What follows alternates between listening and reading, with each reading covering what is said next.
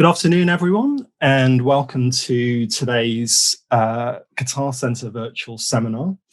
It's my great pleasure today to welcome Sebnem Kalemli-Ozcan to give today's talk.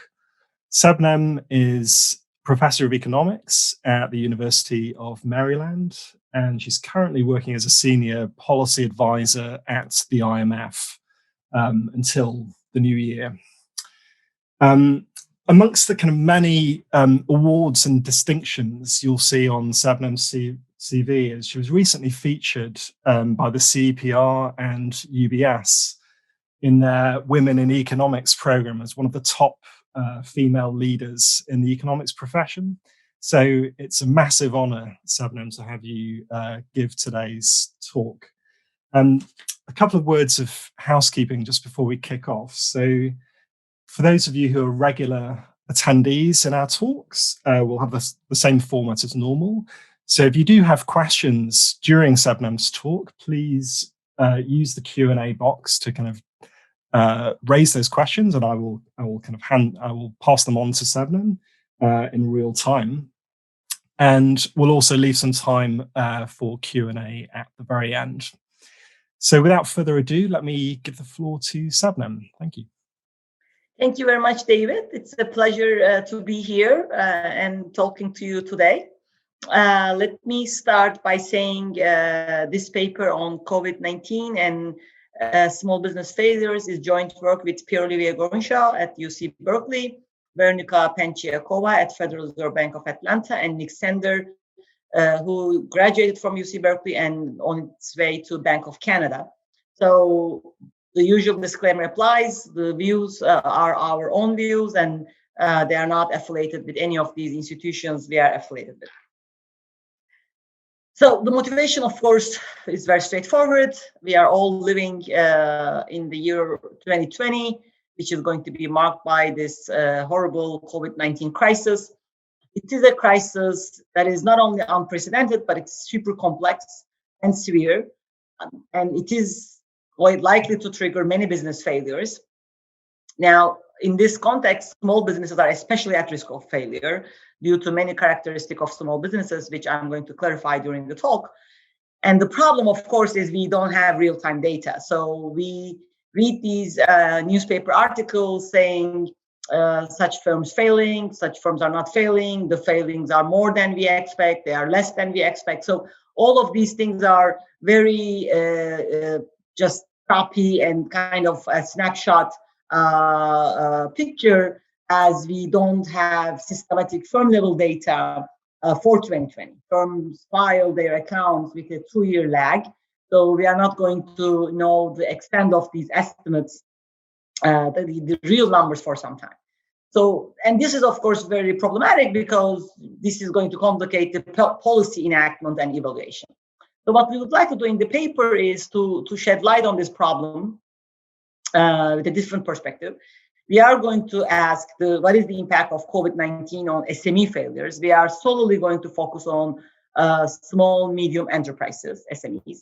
And then we are also going to ask what is the cost and effectiveness of government interventions aimed at saving these firms. So we are going to refer to the many policies already being undertaken since March and April of this year, but we are trying to characterize these policies in different things to see what type of policies kind of been most effective so far and can be more effective moving to the future, since this crisis is going to be with us for at least another year, it seems like. Now, the challenge here is we are going to identify liquidity shortage. SMEs are going to be facing a severe liquidity crunch. And to do that, we, of course, need cash flow under COVID. And again, this goes to what I just said, that we don't have the firm's actual financial accounts as of 2020. So the real-time data is lacking. So what we would like to do then is we are going to estimate a cash flow under COVID. So the CF COVID is a cash flow under COVID from a model. We are going to write down a firm optimization model. So we are going to estimate this from this model, and then using the cash firms had entering the COVID before 2020 and their financial expenses, then we are going to estimate this equation. And of course, if your cash and your cash flow under COVID is less than your financial expenses, then as a small business, you are going to bankrupt, you are going to fail. So when we are doing this model that we will use to construct this COVID cash flow, we are going to be extremely rich in our modeling. So we are going to have both sectoral and aggregate dimensions to the model, and supply and demand shock. So the shocks are going to be on both sides, which is really what COVID-19 crisis is about, and they are going to be at the sectoral level and aggregate level. And we will use 17 countries. So I will give you average numbers, but the paper has details on every single country, including UK. Now, and this is the financial data we are going to use from 17 countries, which is, of course, the financial data entering the COVID. And then the model is going to give you the estimate of what goes on under COVID, because real-time financial data at the firm level, obviously, is what is missing in 2020. Now, to highlight the headline result, you can see in the slide, so absent interventions, these are policy interventions, the failure rates are going to be actually quite large. So there's going to be an increase of 8.6 percentage points in the bankruptcy. So this is a change, so that this is going to be something like going from 9 to 18% of SMEs bankrupting. Now, NPLs associated with it, so when these SMEs bankrupt, obviously there is going to be non-performing loans on banks' balance sheet in our countries, in our 17 countries. That's not going to be that much. So there's going to be like an 11% increase in NPLs, but when you compare vis-a-vis the regulatory tier 1 capital, CET1 ratio, that's not going to be increasing this ratio that much. It's only actually 0.18 percentage points, reducing your tier 1 capital to 13.9. And then we are starting from a tier 1 capital given in the stress testing exercise of European Banking Authority as of 2018. So there isn't going to be that big a loss, at least in the first round effect to the banking system, through those NPLs. Targeted interventions, which means when you target the SMEs that are failing, are going to be very useful, both in terms of saving 8.6% of SMEs, 3.1% of the jobs, at a very low cost, at a very low fiscal cost, only 0.5% of GDP. Of course, this is very hard to do in real life, and actually no country did it so far, because this requires a surgical operation of going and finding which SME is going to fail. So in real life, what we see is more blanket subsidies, just throwing out money pretty much to everyone. That's going to actually save less SMEs, because these are proportional to your size, not exactly targeting the problem itself. So you're going to save 5.6% of SMEs. You are going to save, again, around the same amount of employment, 3% of jobs, but the cost, the fiscal cost of such an intervention is going to be much higher, almost 2% of GDP. Okay. Let me also quickly tell the limitations of the study. So we are going to estimate the SME bankruptcy based on a liquidity criterion, meaning we are going to calculate the liquidity shortfall of SMEs, not a solvency. Now, this is important in terms of large firms. So when you think large firms, they are going to have access to credit market, obviously. So in that sense, maybe every firm is facing a liquidity crunch, but a large firm, an airline, can obviously go to the credit market, tap on an existing credit line. These firms have existing credit line, so they can just draw from that. SMEs are very different than that type of firm. SMEs are much more limited, even in normal times, in terms of access to finance. So we believe just focusing on a liquidity crunch is suitable for SMEs. But this is a open question, right? So we are going to estimate an SME bankruptcy the minute you have a liquidity shortfall. So you are not going to go allowed to go to the market, credit market, and get a loan. During the policy intervention part of the paper, obviously, we are going to relax this and we are going to look at the effect of that new loan, new credit. But for our benchmark numbers, we believe this is a good approximation for a typical SME, typical small firm.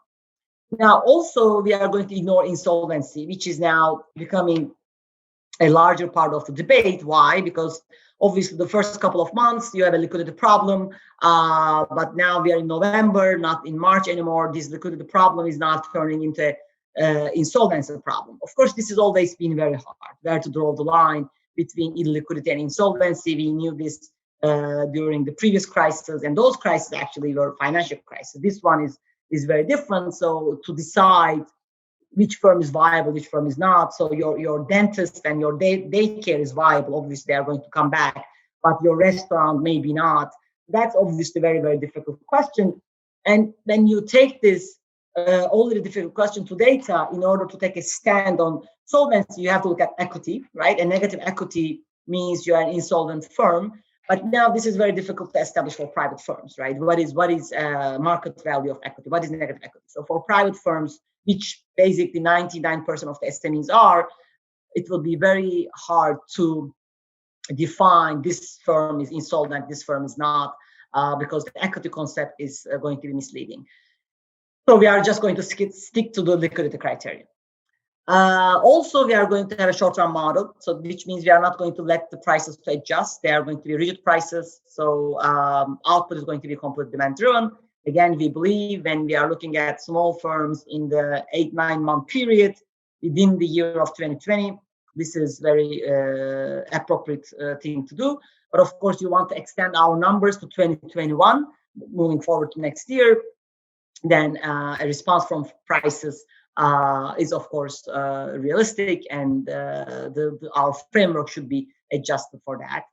So right now it is perfectly rigid prices and also a static partial equilibrium exercise. So again, it's like first round effects in the first 6 to 9 to 10 months of the pandemic, non-state variable. We are also going to list out for future work amplification from input-output relationships. This is going to be extremely important. I have another paper trying to estimate the economic loss of COVID in emerging markets in a global world, and the international input-output metrics is going to be extremely important, actually, especially for emerging markets who are part of global supply chains.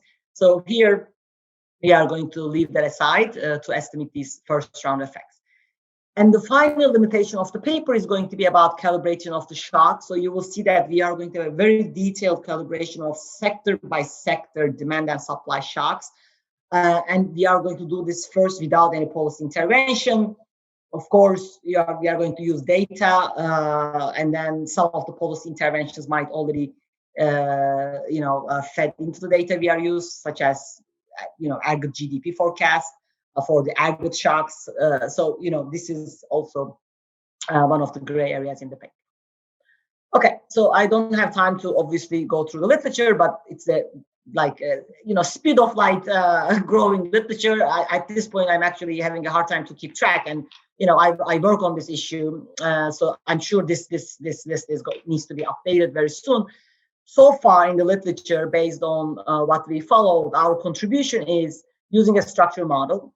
We didn't see any other paper doing that. We are using a firm optimization model. So in our framework, firms are going to be like rational thinking economists. They are going to be firing people.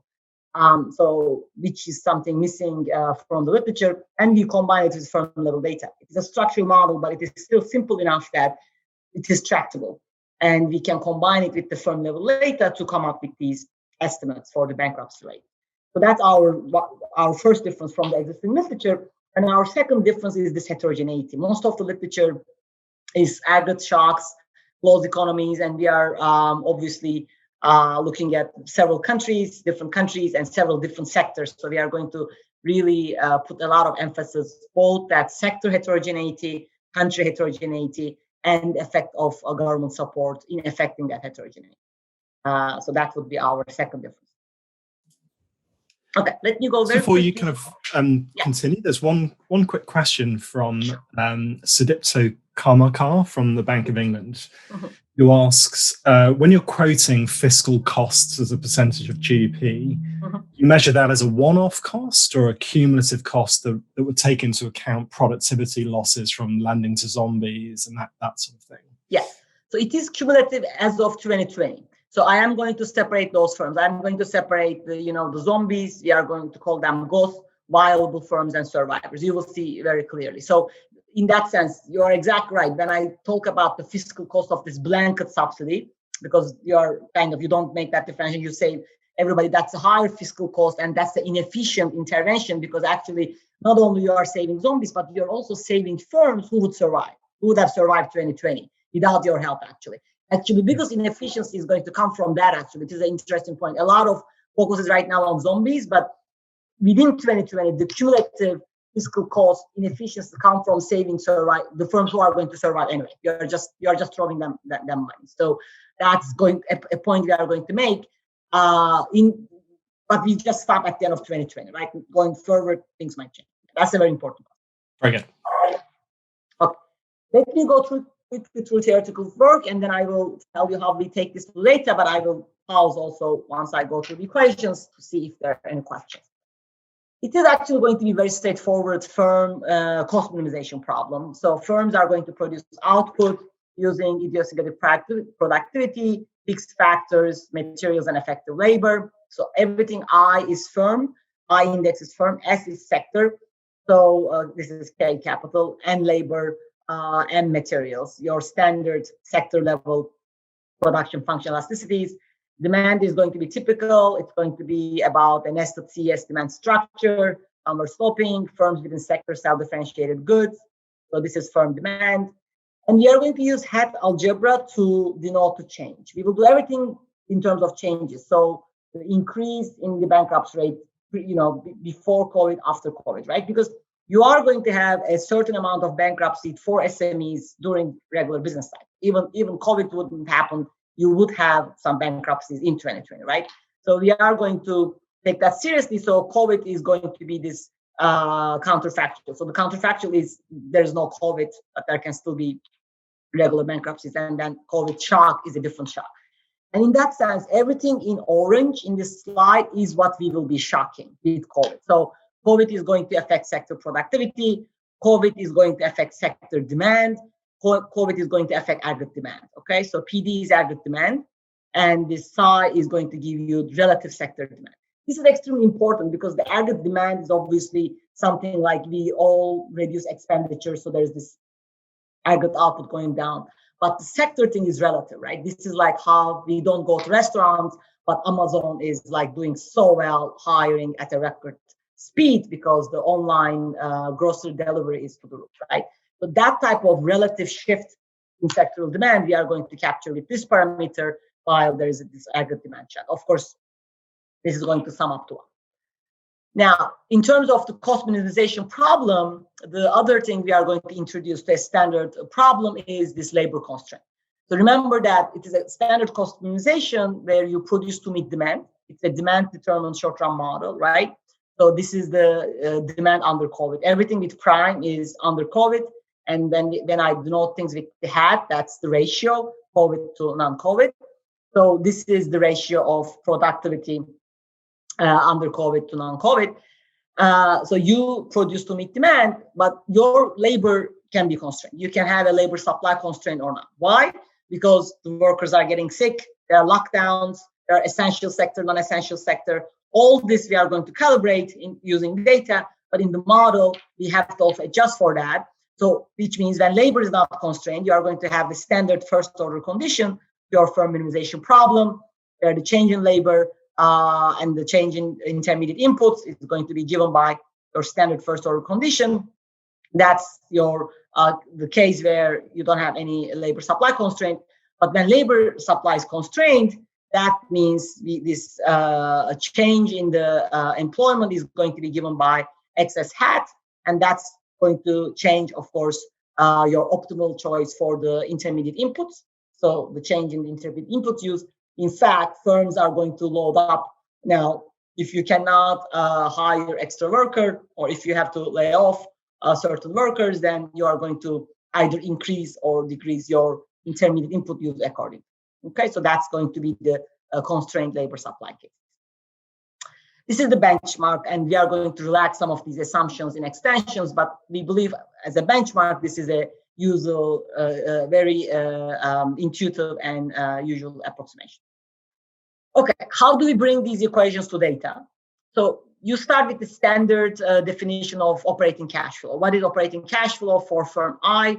Sector S is your revenue, right? Firm level revenue, firm level labor cost, wage times labor, firm level intermediate input cost, price of intermediaries times intermediaries, and the fixed cost and the tax. Okay, Now, we do want to construct this change in cash flow, so predicted minus observed. When labor is not constrained, change in cash flow is just COVID to non-COVID. That's going to be difference in those first order conditions. And again, it's going to be given by this equation. Everything green is what I'm going to be observing in the pre-COVID data. Okay, so this is the data I'm going to use entering COVID. That's green, I observe that. And everything orange, remember these shocks, the COVID shocks, the change in sectoral demand, the change in aggregate demand, and the change in your labor supply, depending on which sector you're operating and how COVID hits that sector. Okay, so that's, I'm going to tell you in detail now how we estimate that from the labor. When labor is constrained, the first order condition changes, as you know, because you hit the constraint in your labor, so you have to optimize the material use accordingly, so it's going to be given with that, this equation. And then business failures are going to be defined by the liquidity criterion, where cash for firma in sector S and financial expenses firma in sector S is observed. And I have this cash flow under COVID, as I estimate using my model, using these two equations. And this is going to be the equation that I decide if this firm fails or not, because if the existing cash and the cash flow under COVID is less than financial expenses, then the firm is going to fail. That's the exercise. Okay, let me pause here to see if there are any questions, and then I will tell you how each of these equations are going to be now matched with the data.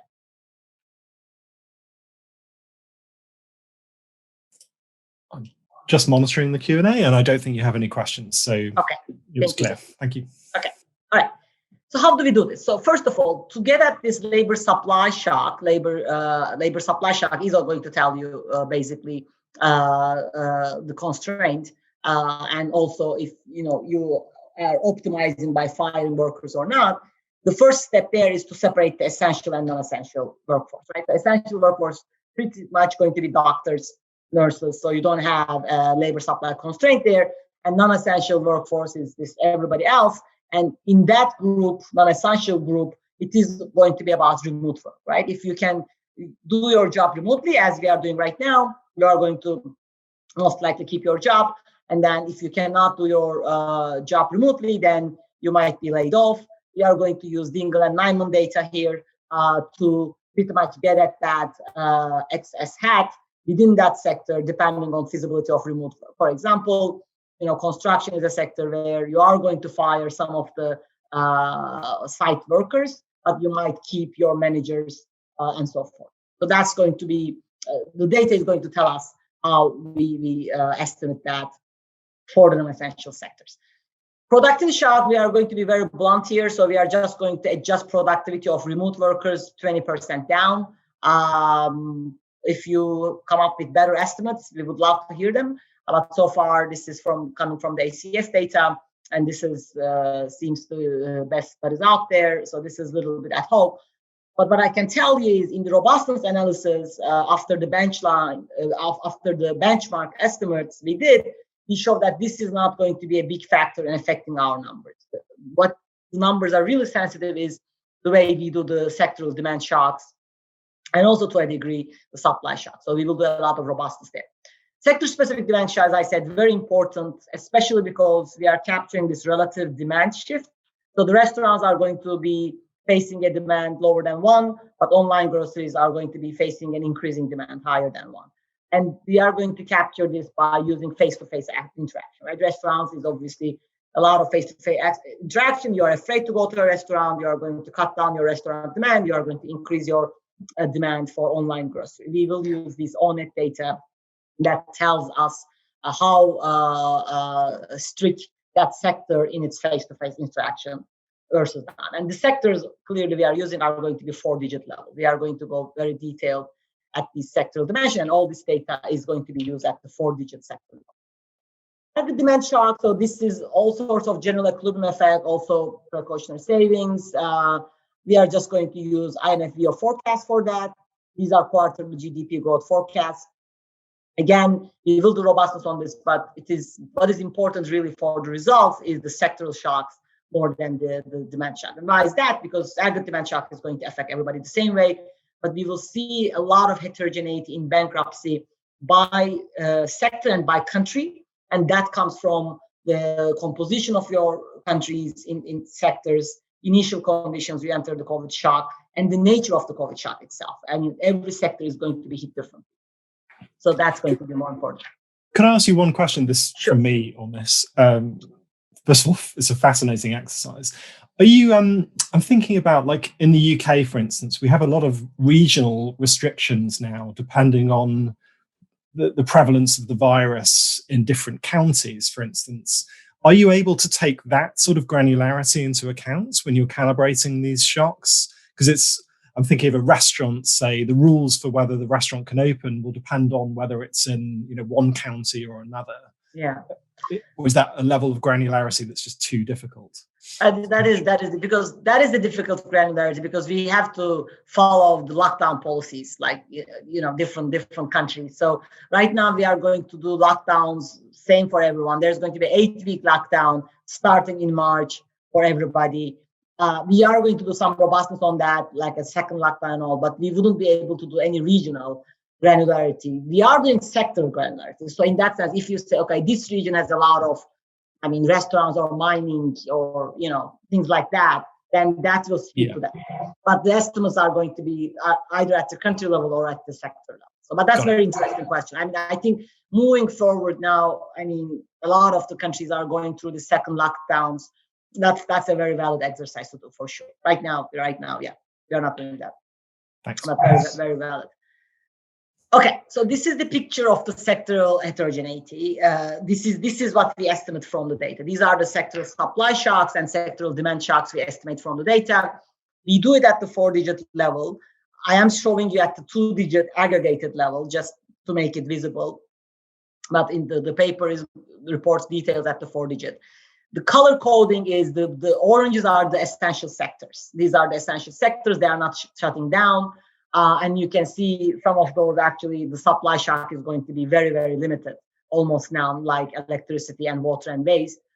Now, the blue sectors, dark blue, are the non-essential sectors, and the supply shock there is going to depend a lot on this labor constraint, and especially, sectors like accommodation, food, entertainment, mining, other services. They are going to be hit by a very severe supply shock, partly because of the fact that firms are firing workers because they just cannot do their job, because, for example, accommodation and food, this is a lot of face-to-face interaction, which is also going to affect the demand for that sector, right? So the labor supply constraint and the firing is going to affect the supply side, and the sector-specific demand, again, for entertainment, accommodation, and food, facing a severe sector-specific demand shock is because of this intensity of the face-to-face interaction in this sector. Again, in the demand side, now these are the essential sectors and orange ones, and you see the essential sectors are actually having a demand boost instead of demand fall down. And agriculture, like the food, is going to be one of that. So this is just gives you an idea about how the relative demand and the spectral supply heterogeneity is going to be very, very important for the firm level bankruptcies, because just looking at this figure, you can see easily that if you're a firm operating in an essential sector that has now positive demand shock, that firm is going to be obviously not bankrupt compared to a firm who is in the accommodation, food, or entertainment and recreation sector. Okay. So the data on the financial side is going to come from Orbis data. This is a Moody's company, Bureau van Dijk, for 17 countries, as you see the list of the countries here. Now, the choice of the countries is based on the data quality. We would like to cover over 50% of the aggregate revenue. So we want to be representative of the country, and also we want to be representative of the SMEs. So we want to have most of the SMEs, and we want to be able to be representative of the country's aggregate output and aggregate employment, because we are doing these exercise in terms of the cost of the policy support.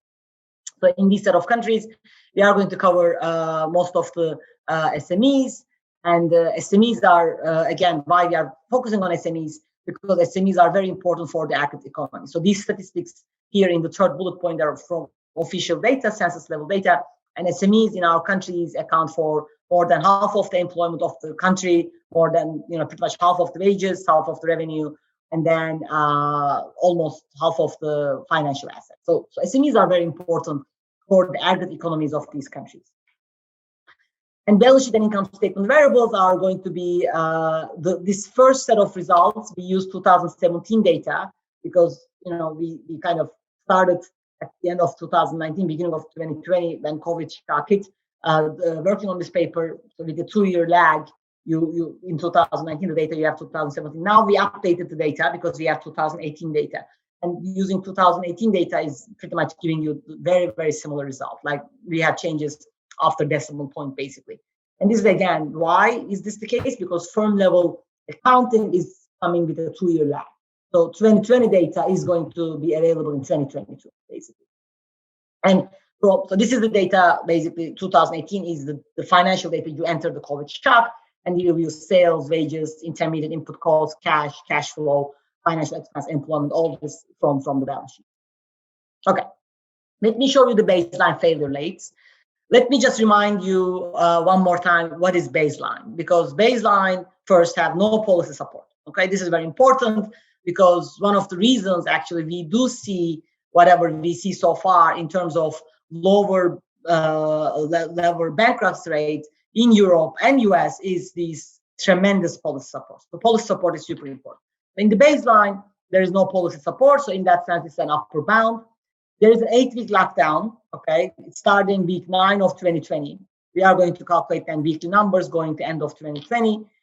Post-lockdown, after the lockdown ends, we are going to have the labor supply and productivity shock revert to normal because you are opening, and the assumption is countries did their job in terms of testing and contact tracing. So you open, so life goes back to normal to some degree, not fully. We don't make the sector demand shock goes back to normal because there is this fear factor, and that's going to follow an AR1 process. It's going to improve at a 0.5 rate quarterly, and the aggregate demand, that's going to evolve according to IMF forecast, okay, quarterly forecast. That's the baseline.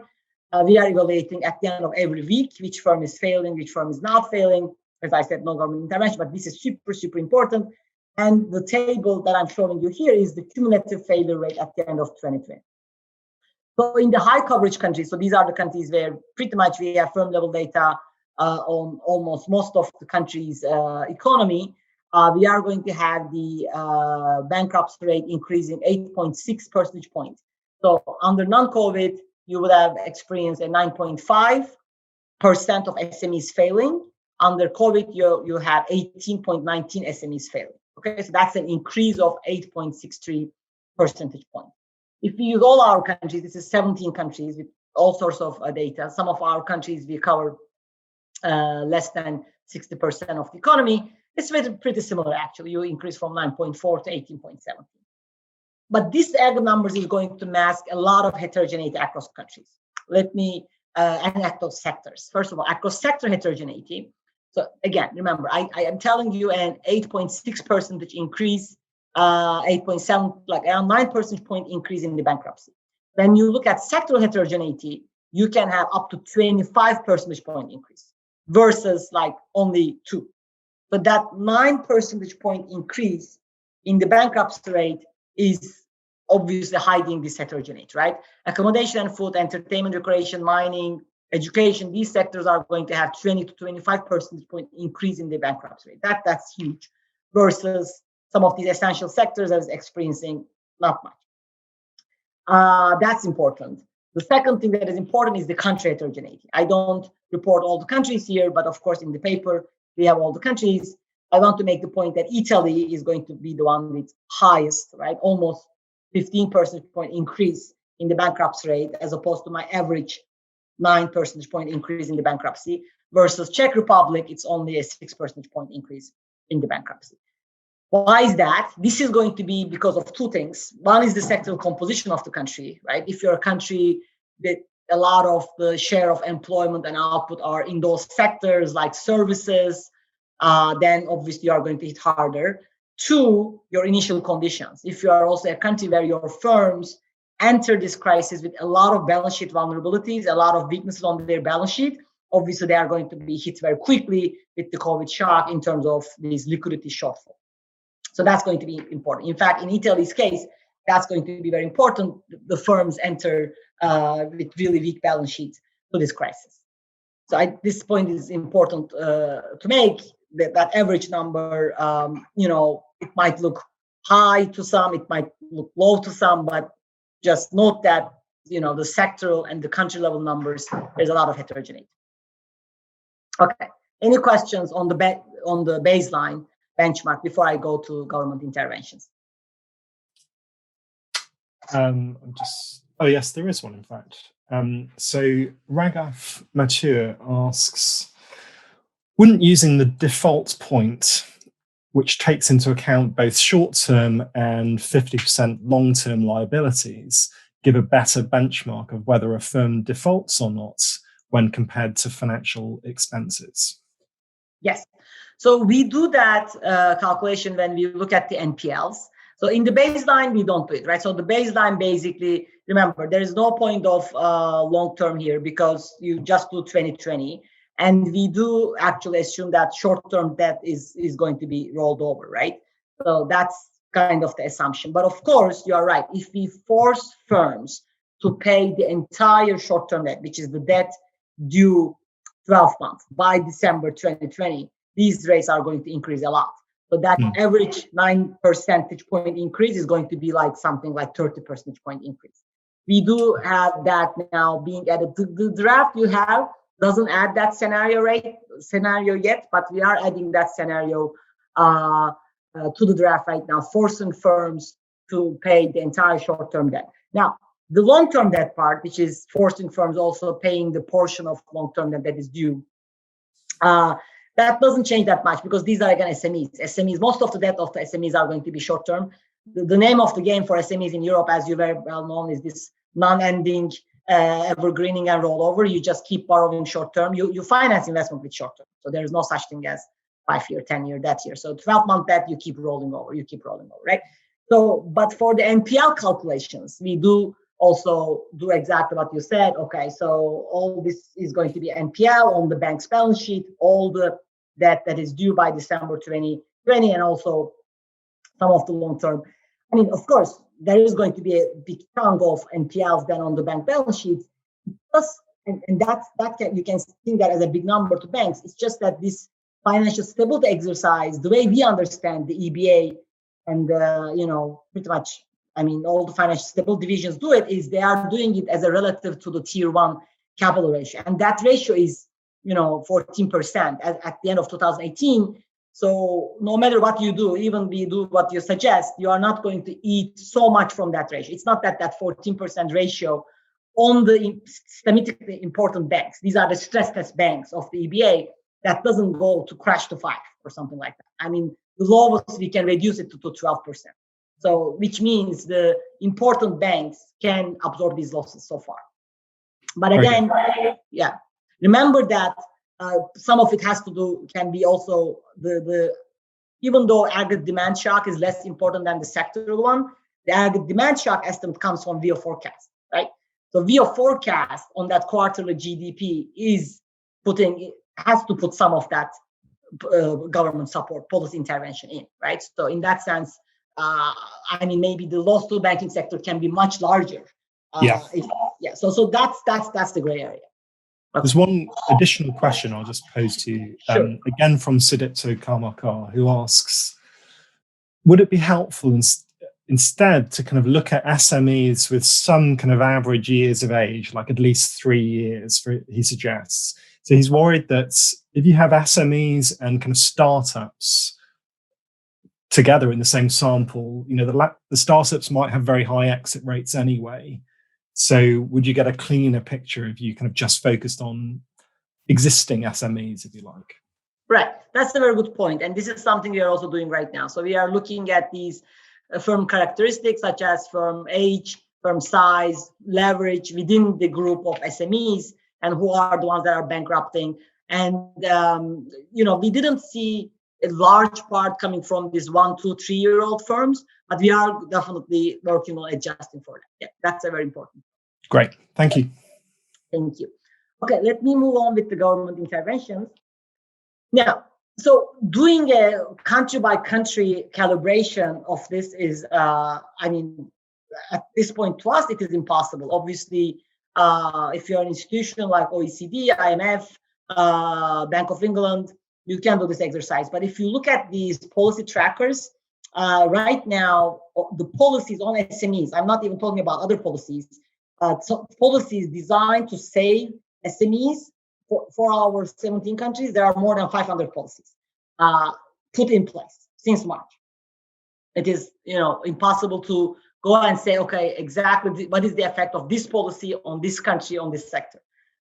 There are many policies that are very similar, though. So we are trying to group them in different bins using that similarities. For example, there are a lot of policies that gives you direct subsidy. Like this is just a grant, like JobKeeper in Australia, Solidarity Fund in France, versus the policy goes through the banks, right? In terms of guaranteed loans. This is pretty much the programs in US, the most popular one, PPP, Paycheck Protection Program, EBA program in Canada. So in our framework, let me first tell you, that's very important.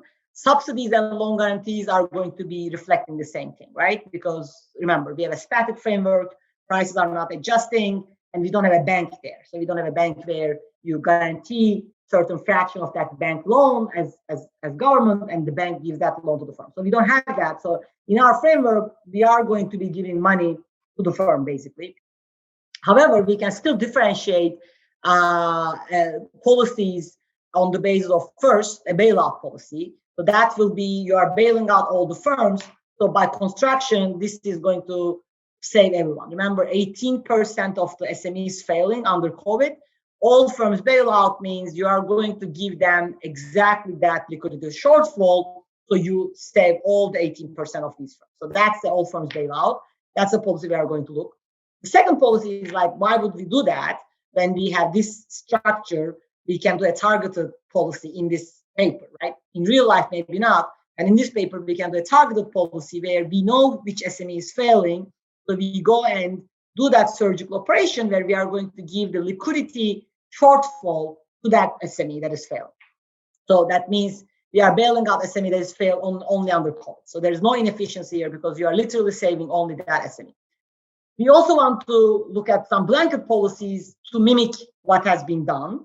So there's a financial expenses subsidy, right? So this is a little bit like these loan guarantees and the small loans that are try to target firms, financial expenses, make them pay rent, make them keep paying wages of the firms, like, laundry cleaners, all these small businesses. So that policy is going to be basically, you get a subsidy to cover all your financial expenses in the lockdown. So some of these policies actually only targeted lockdown and they expire. So we are trying to mimic that. And then we also do a blanket subsidy. Blanket subsidy is like, you don't have time to figure out who is what. So you just do say, okay, I'm going to give X to firms with less than 10 employees. Germany did this. I'm going to give X to all SMEs. SME definition is less than 250 employees in all our countries. So that X is something proportional to your size, most of the time to your employment, so that you get your wage bill or a certain fraction of your wage bill, so you keep employment intact. In fact, some of these programs require you to do that. So they give you this blanket subsidy proportional to your wage bill, to your payroll, with the condition that you don't fire workers. Okay, so we are trying to mimic that policy. So we are going to look at effects of these policies. And again, so basically all firms bail out. As I said, that's just by construction, you save everybody. Now, targeted bailouts, you are saving 8% of the firms, 3% of the jobs. And very interestingly, your fiscal bankruptcy multiplier is very large. What is a fiscal bankruptcy multiplier? So this is basically the cost to you. So this type of targeted bailout costing you only 0.54% of GDP, which is here, and the wages you are saving. So you'll have a multiplier bigger than 1. Okay, so this just says a targeted policy targeting only SMEs failing is very cost efficient, and so you're achieving a lot.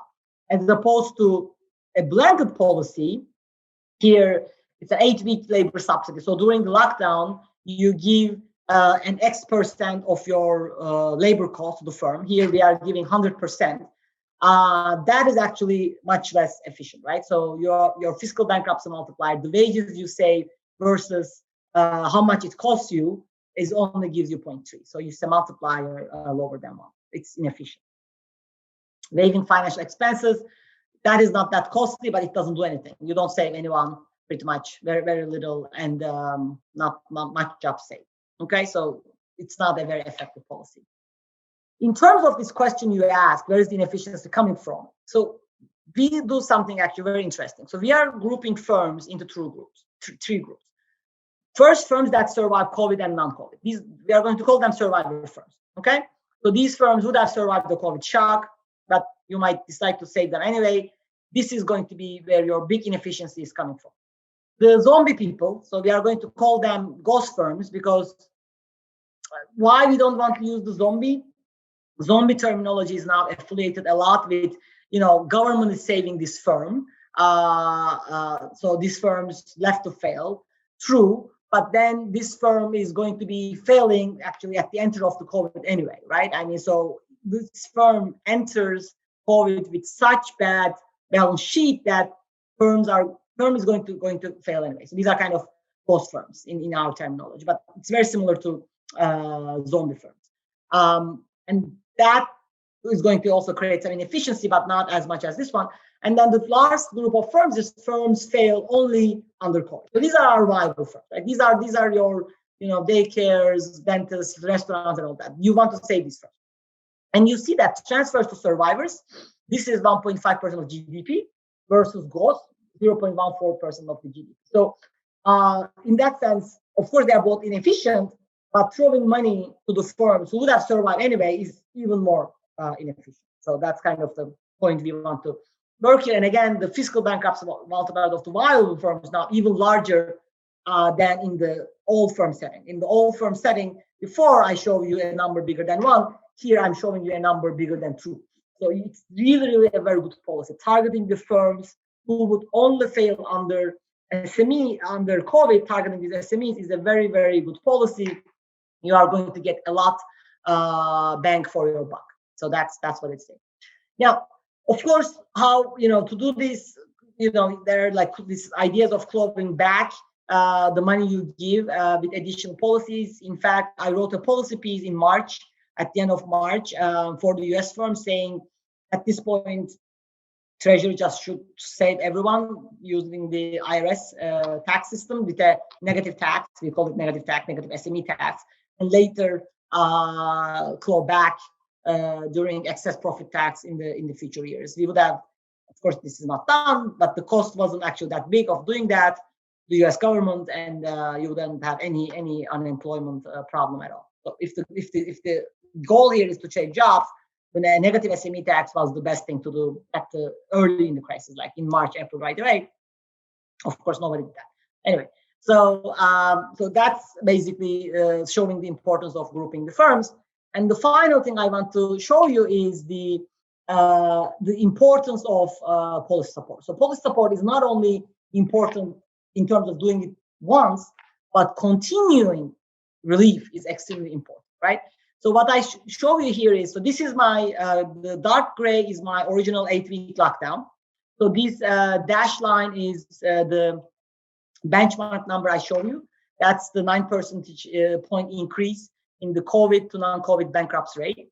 And this is the lighter gray is an extended policy. So if you do the policy only here, 8-week subsidy, you crush this 9 percentage point increase in bankruptcy to something very small. This is the 8-week subsidy line, dark blue line.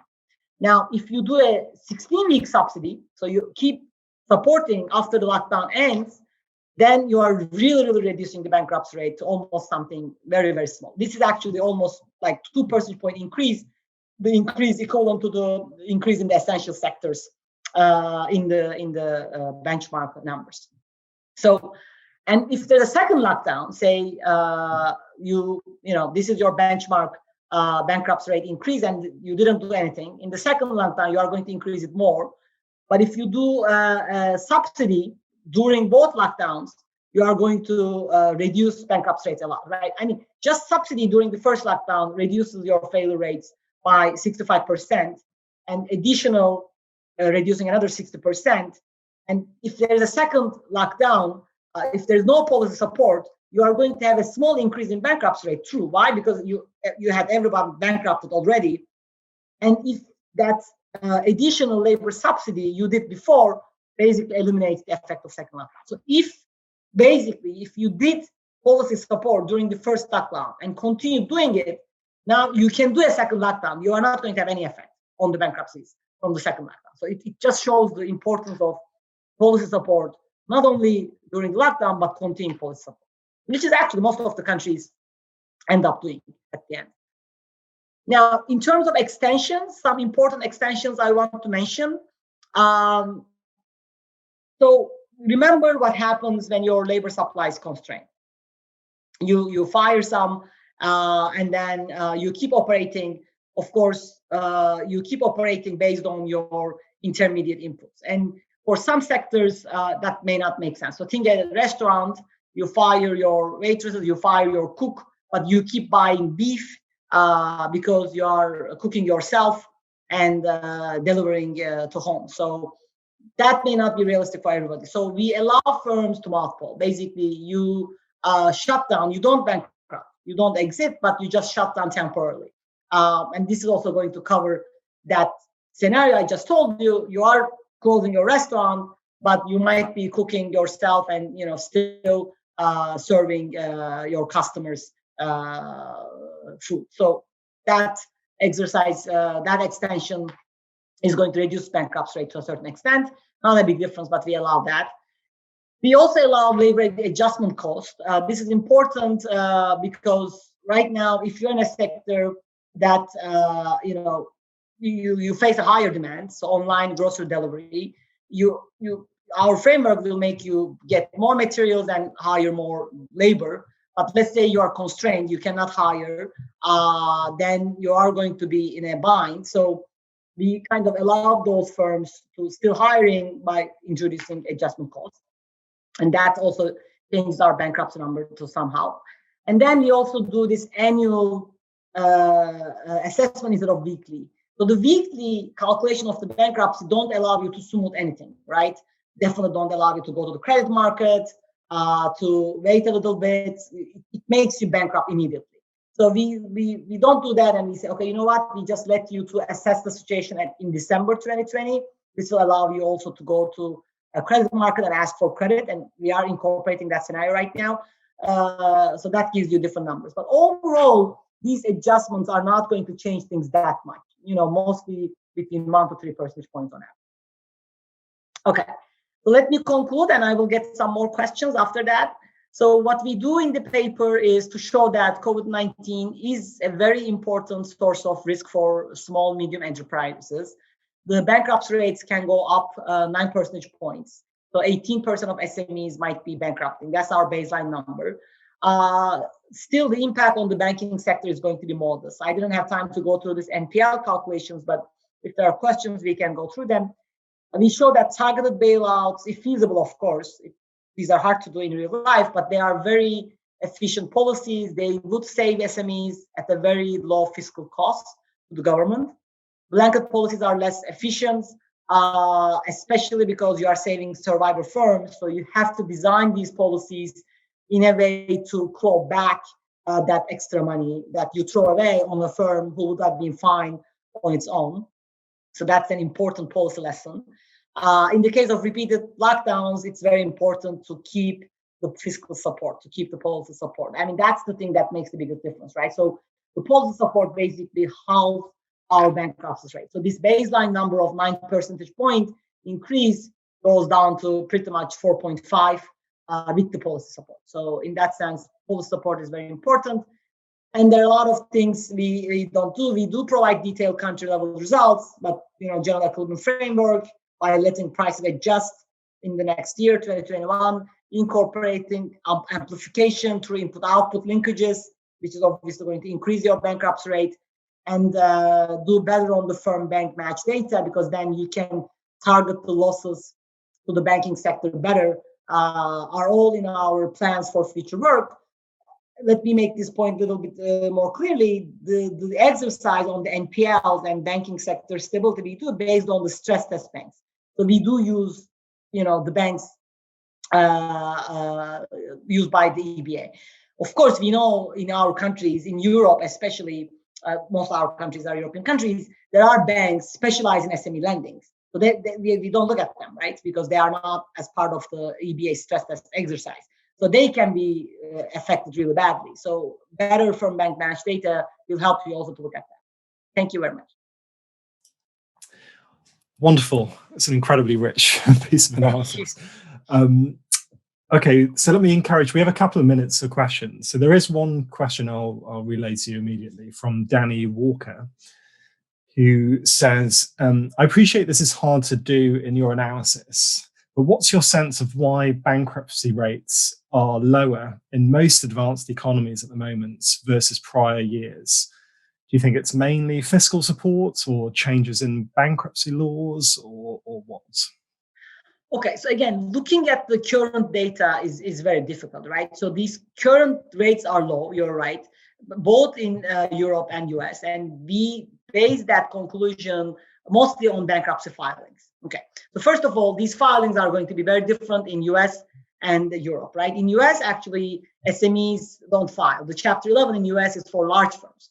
So all that low number are going to be about, airlines, GMs and all those companies which tap their credit lines, got government support and all that, right? They are not related to SMEs. SMEs in US is going to be liquidated directly. So we don't know what is going on with that actually.